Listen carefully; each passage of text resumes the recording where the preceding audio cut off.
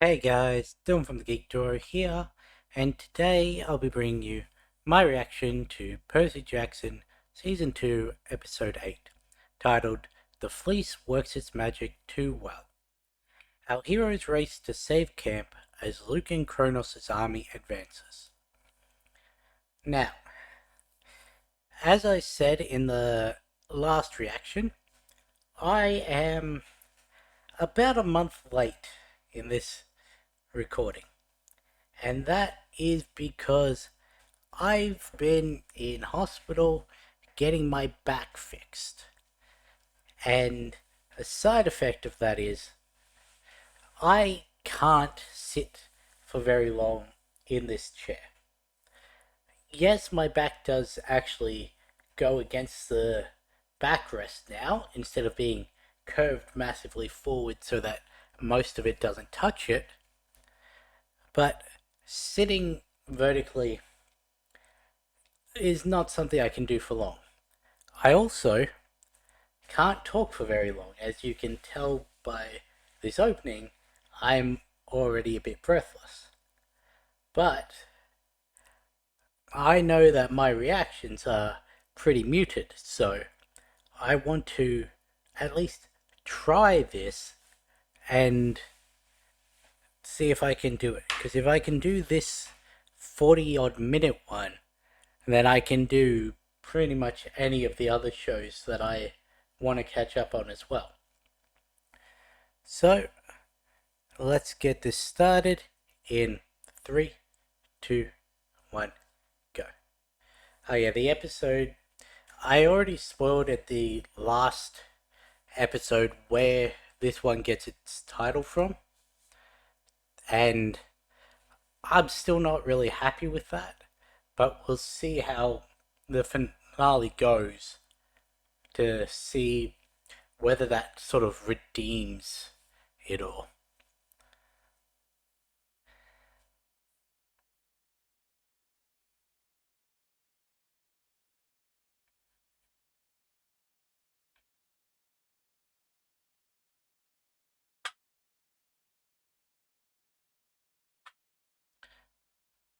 Yeah, that.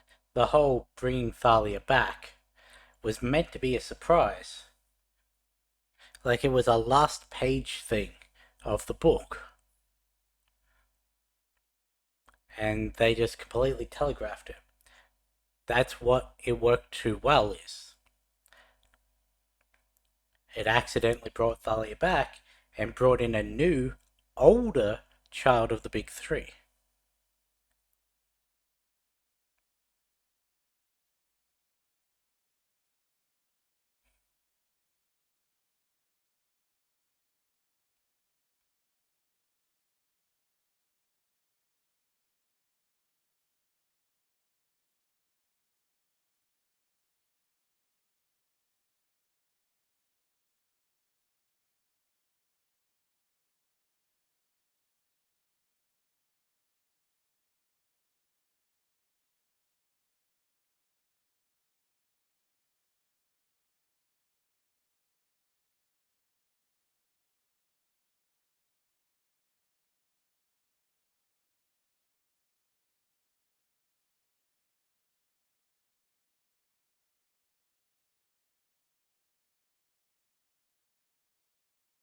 I thought we were going to get the full scene there.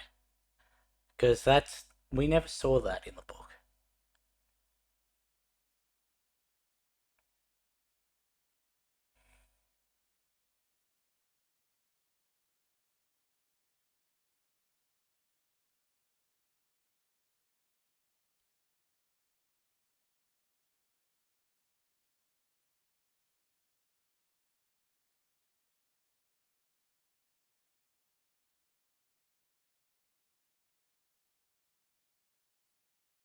Ah, it's Blackjack.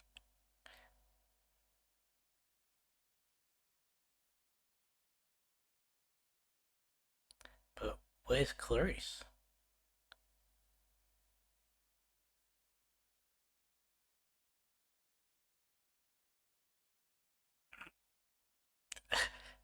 That's a fair reaction.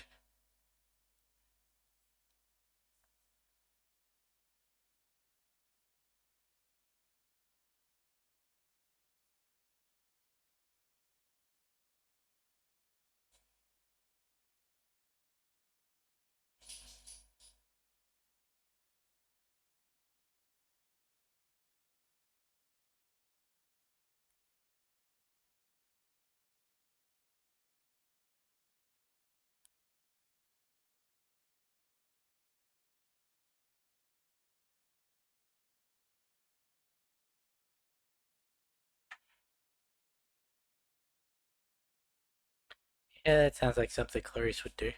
Sully, what are you?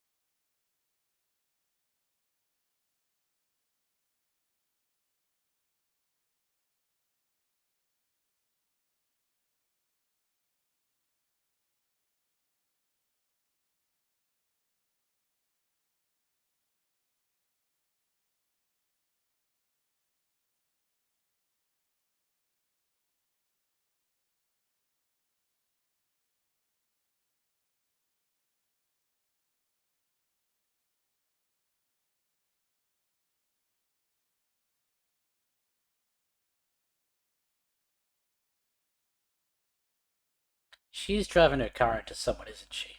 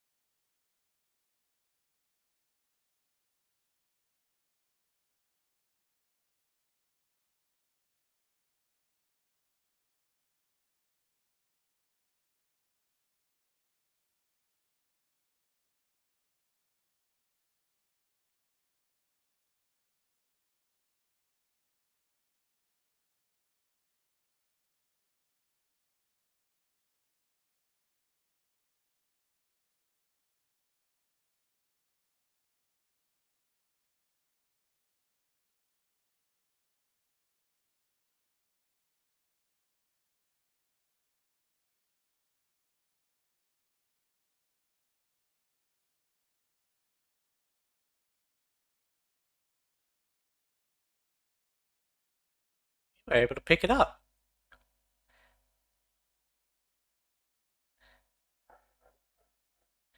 Now eat it.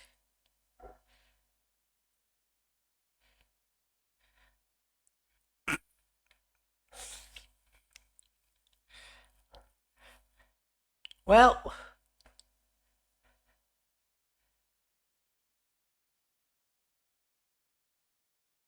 uh, that's a little different than how it happened.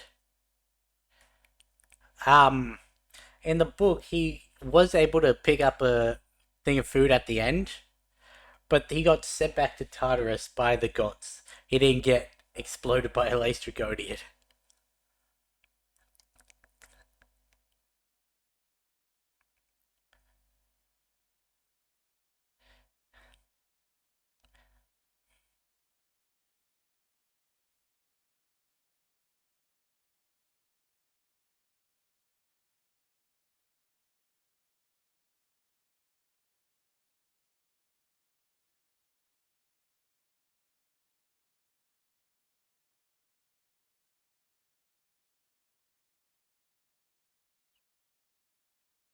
So, is that a moving van at the back there?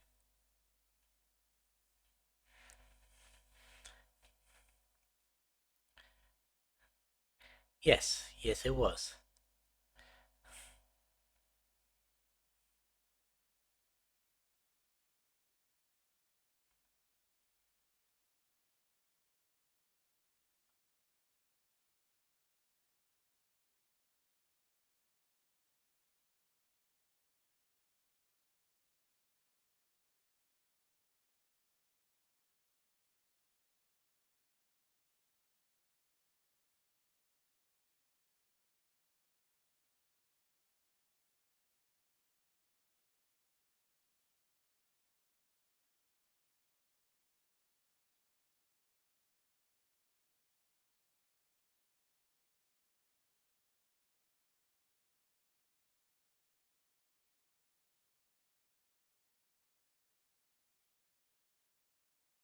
She's not quite alive, though.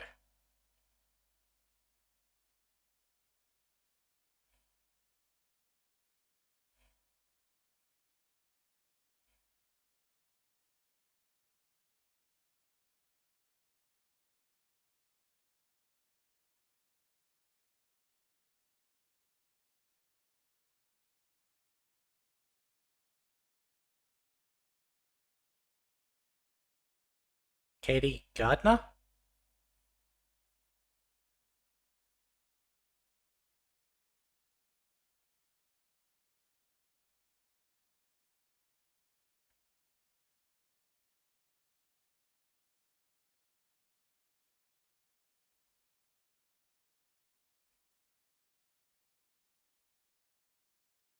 I was trying to convince him to abandon.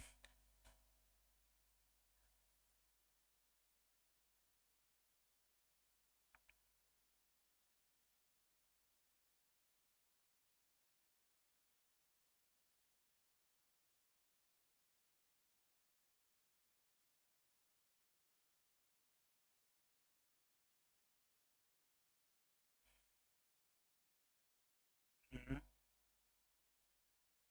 And he's shown you dreams before. So was Luke. Okay, that's a different angle than I would have said, but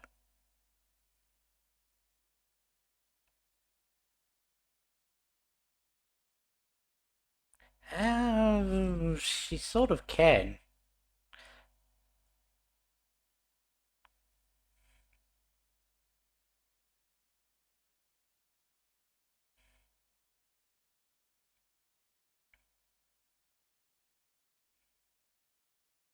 You know, this is going a lot slower than I thought it was going to, and I'm enjoying it for that.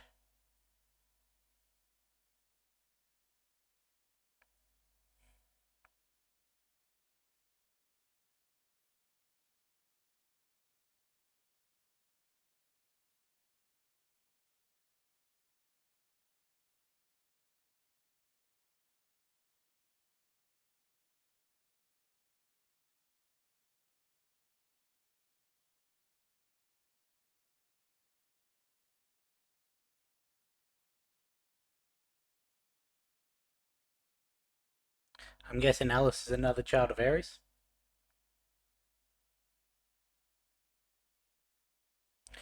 Yeah.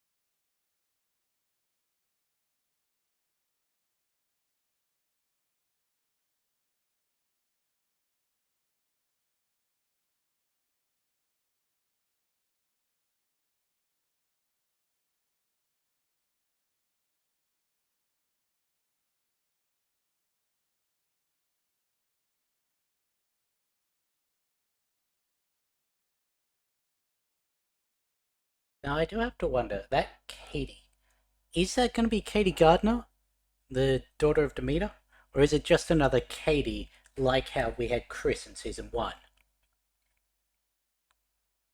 and then we had Chris Rodriguez in season 2.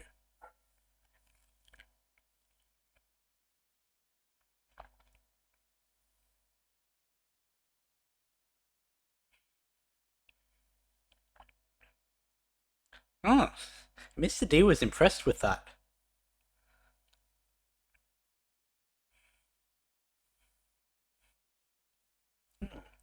Getting to see Percy as a leader figure in season 2, that's not bad. Because it isn't really till season 4, well, book 4, that he adopts basically one of the heads of the camp position.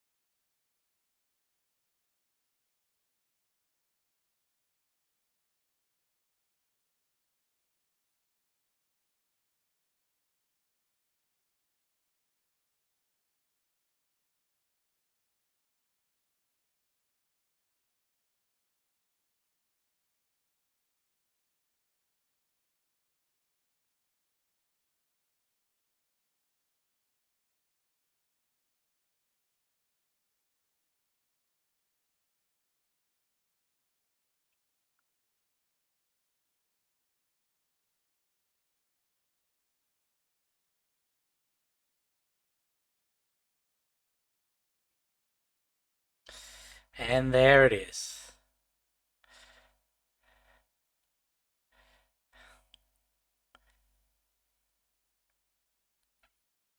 You're really going to slash at the girl who has the golden fleece.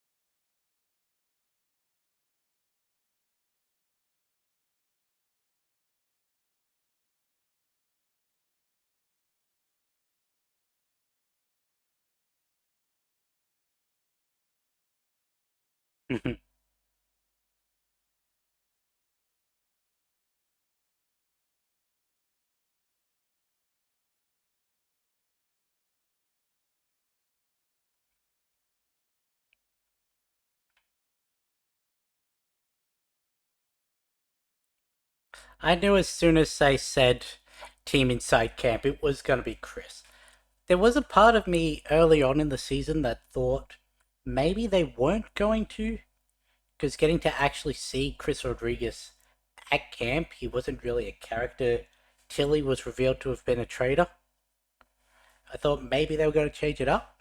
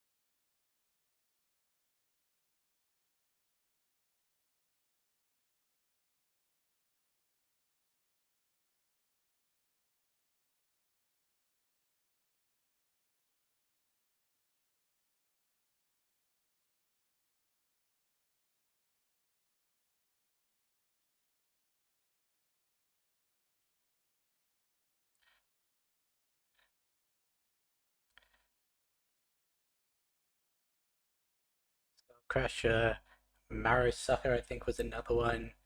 There was Bone Splinter. I forget most of the Laestrygonian names.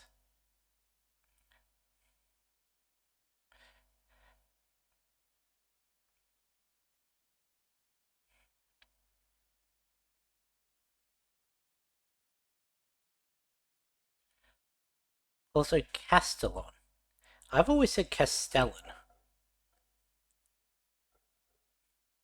It's a minor thing, but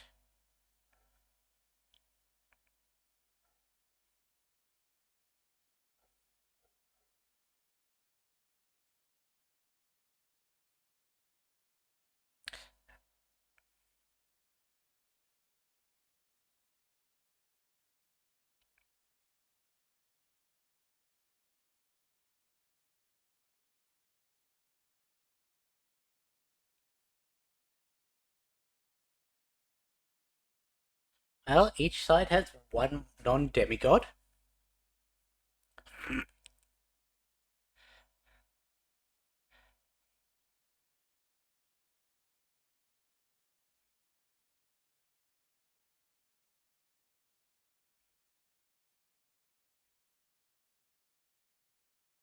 They are just straight beelined for each other.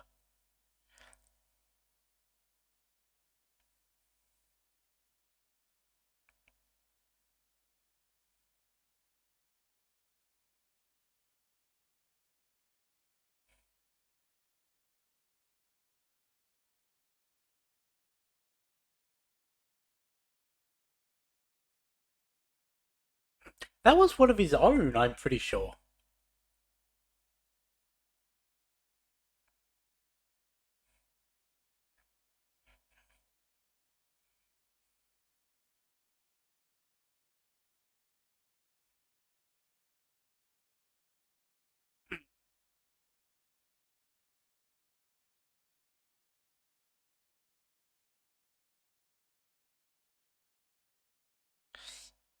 Yeah, he is still a little bit bigger and stronger than you. Even if you did manage to disarm him pretty impressively.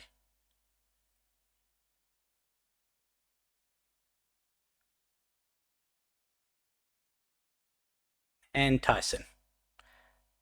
We know that from the trailer, because he's the only one who had a trident.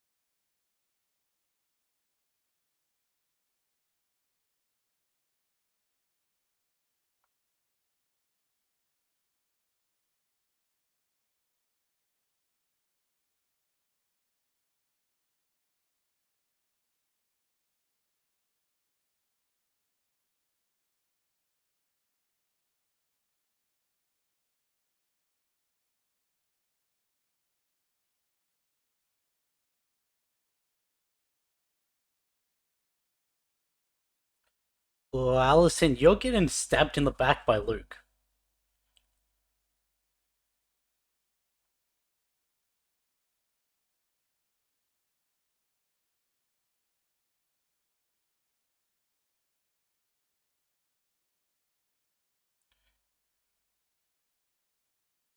What? Use it like a spear? Why did he stab it?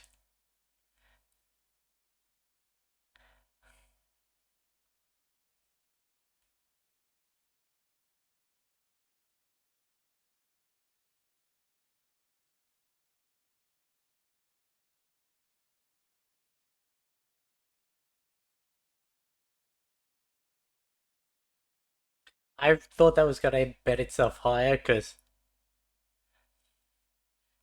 it seems to almost be melding with the tree.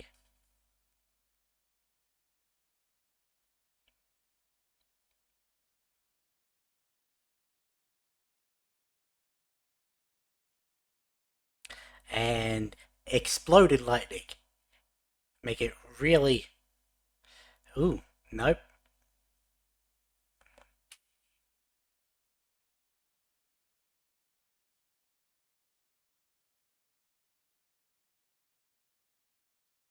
Well, that would explain all the, demigods on the ground.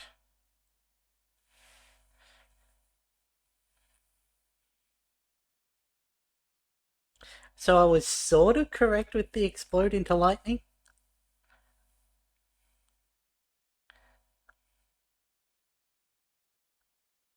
Ah, and here we have the bit of the trailer that I said was a dream sequence.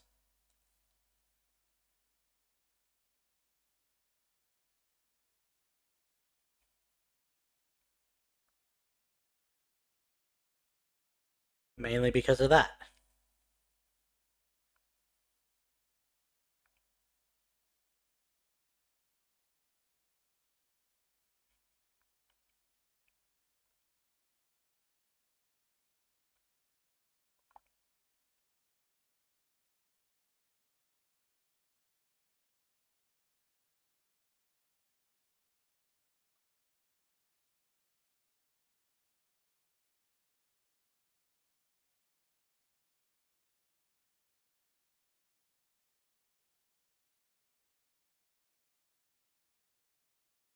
That's a line from the book.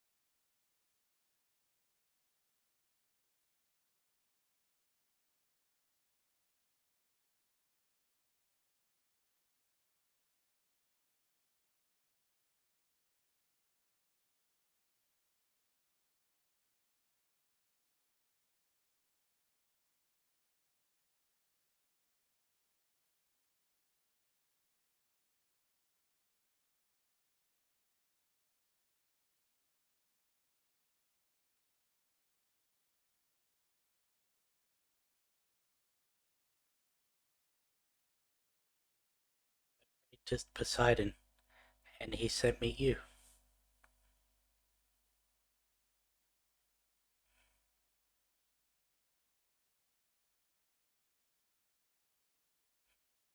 That's straight from the book as well.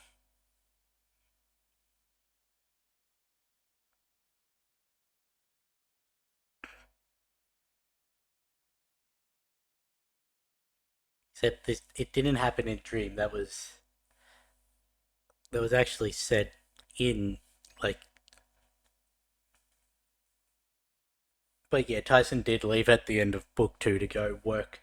It wasn't actually the Forge of Hephaestus though.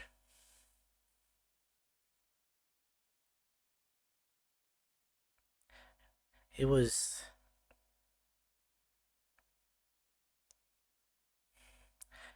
because the Cyclopses, Cyclopes.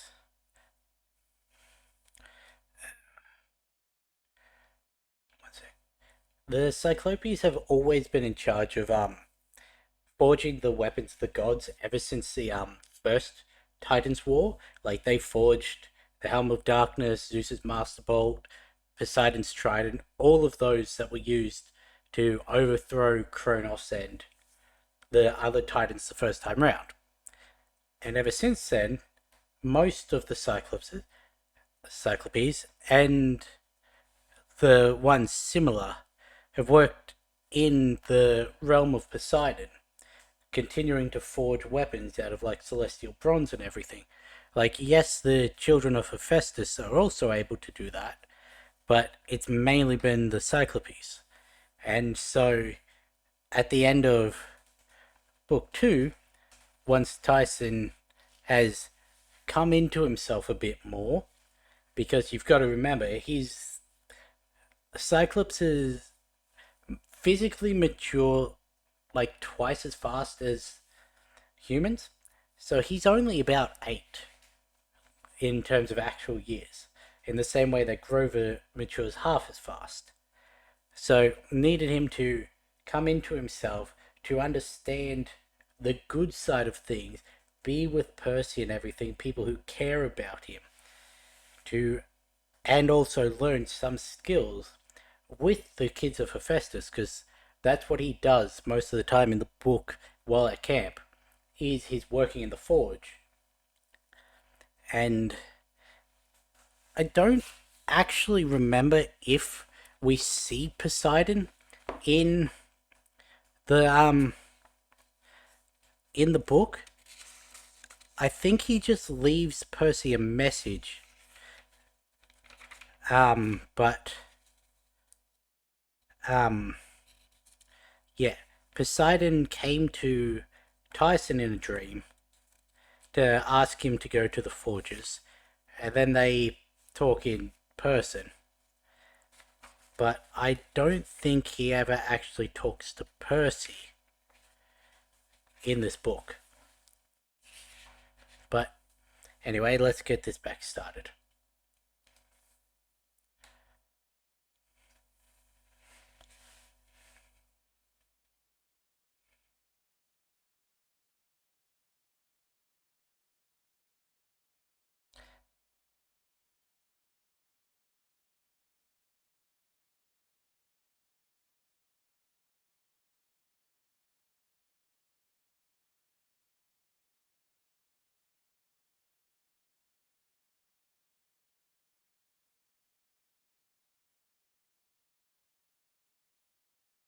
That that was the only message he gave. It was I think it was a letter.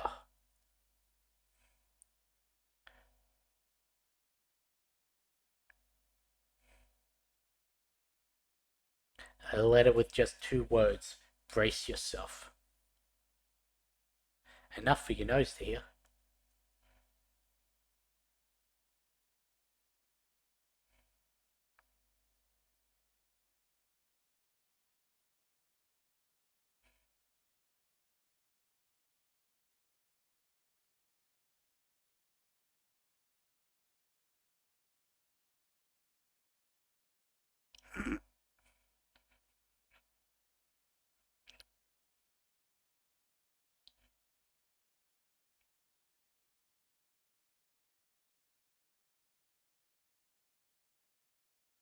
The cronies, really?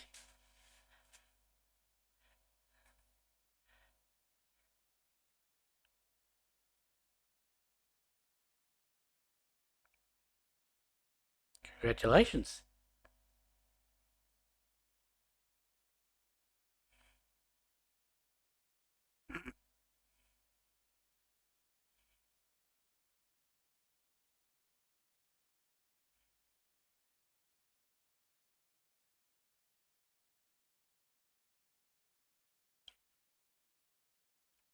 Shut up, Jackson.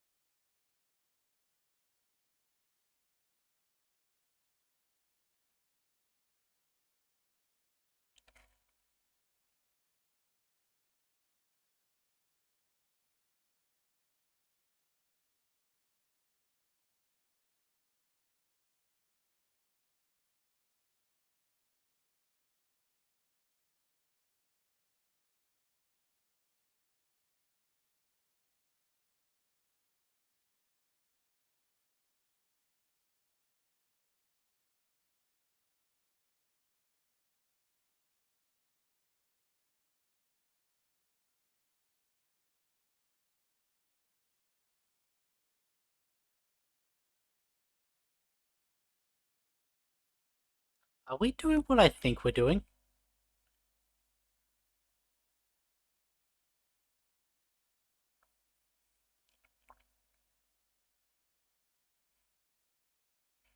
Something's telling me Zeus struck her down.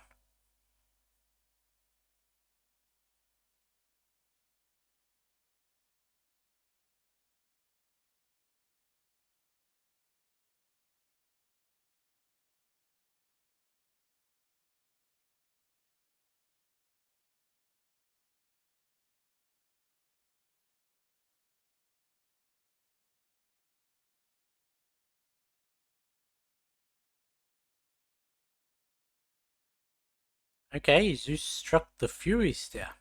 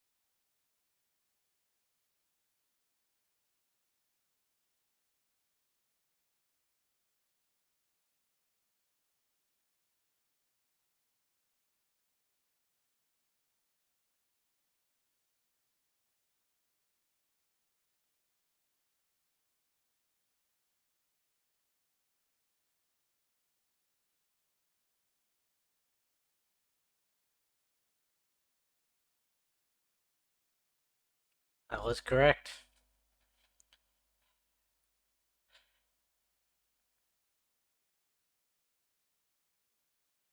Mm. And I have a feeling that may have been the very thing that Kronos said to Luke to convince him to.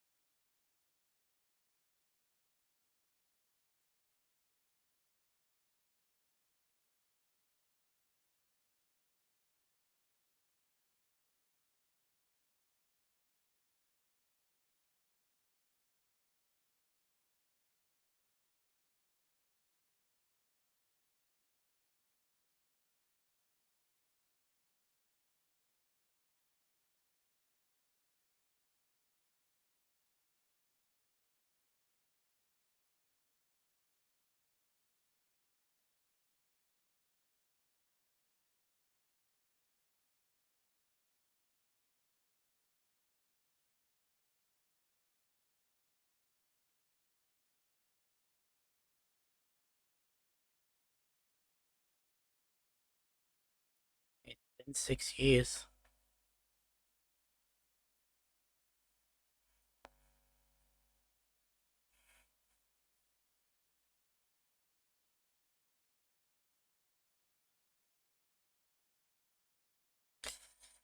Yeah, you might want to sit down for that.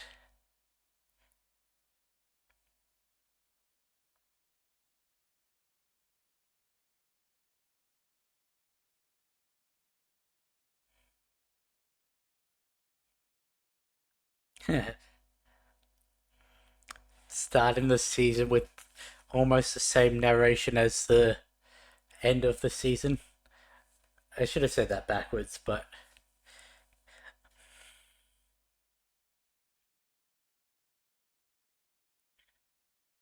okay. That wasn't a bad ending. I'm gonna have to sit with the whole Zeus having been the one to have done that to Thalia. Gonna have to sit with that, because that is, well, it's not so much a drastic change in Zeus' character. He always has been very extreme and not prone to forgiveness of people not doing what he says, to put it lightly. But to have done that to his own daughter. Now, it is possible that because of the whole aging her up thing, that it was seen as a necessity rather than in the book, she still had, what, like 4 years?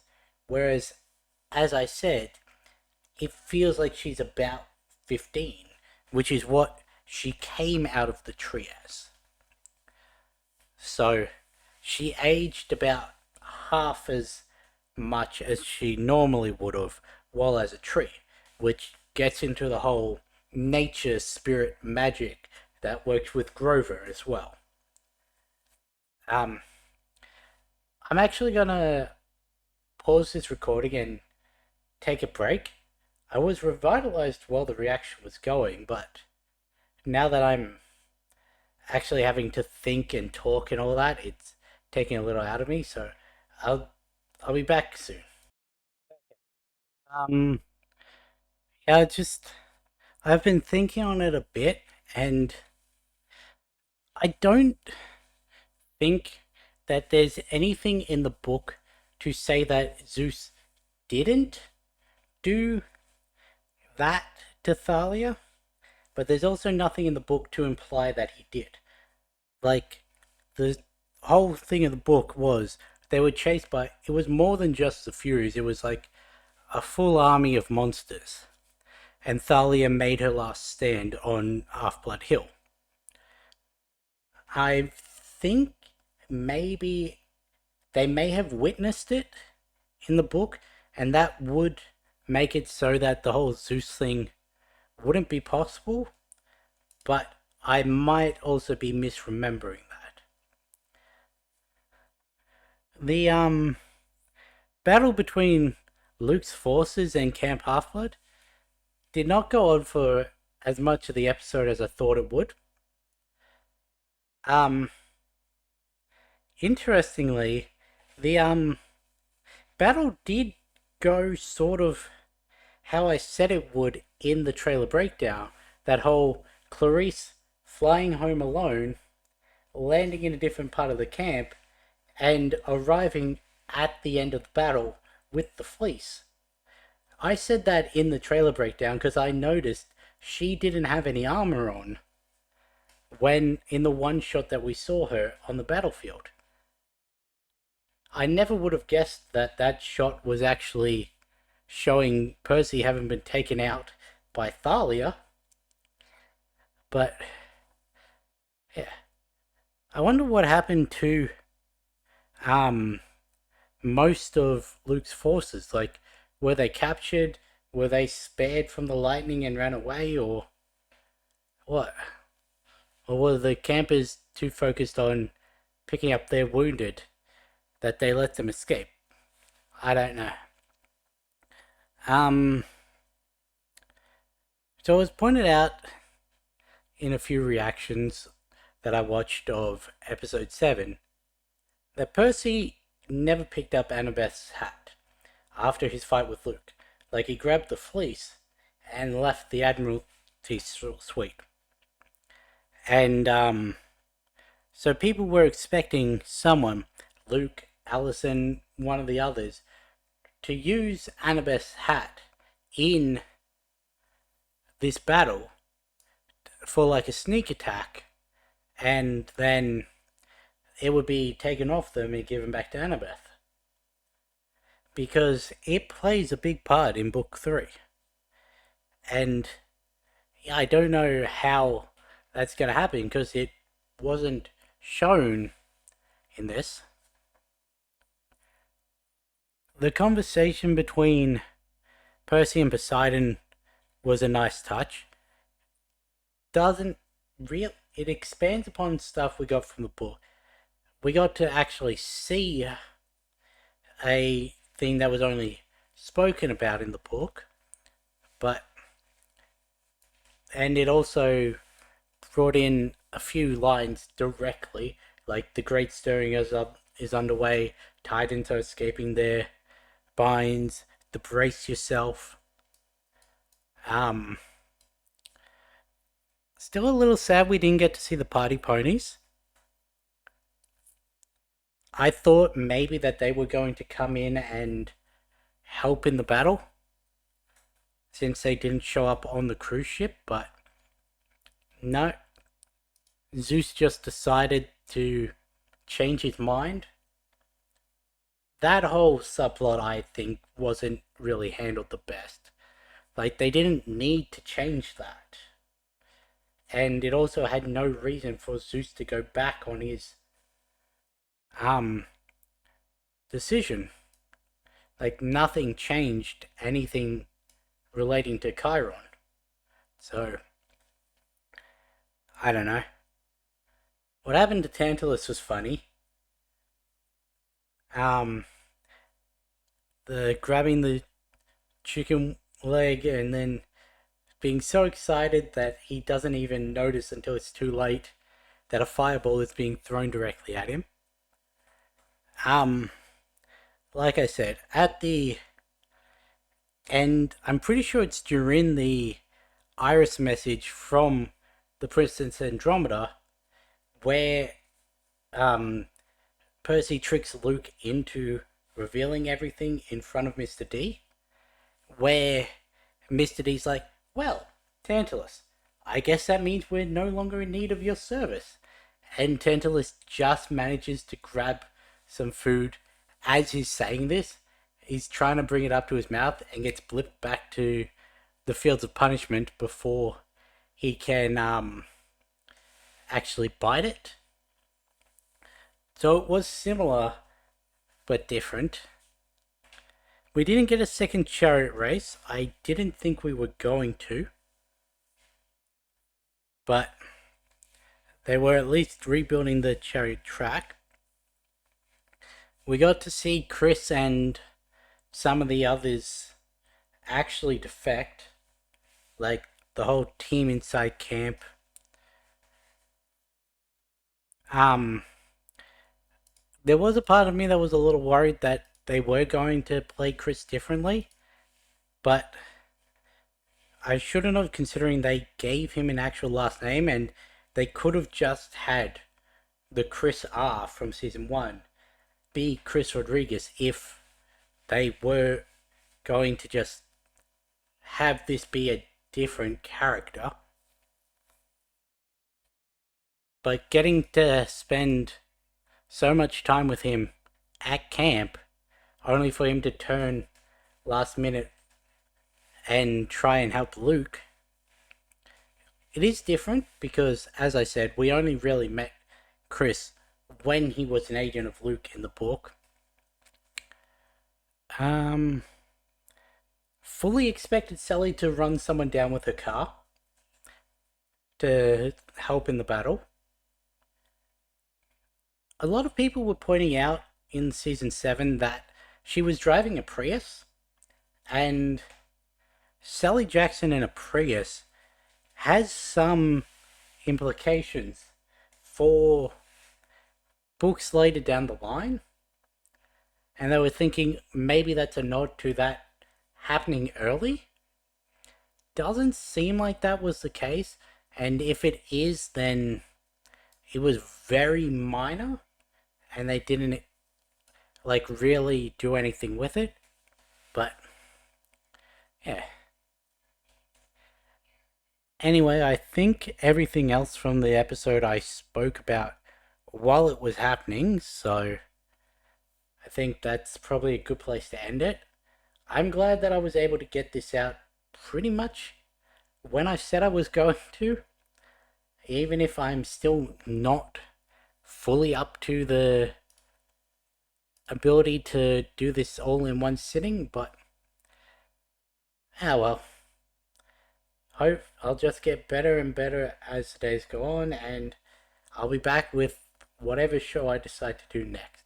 So, with that being said, I'll catch you in the next one.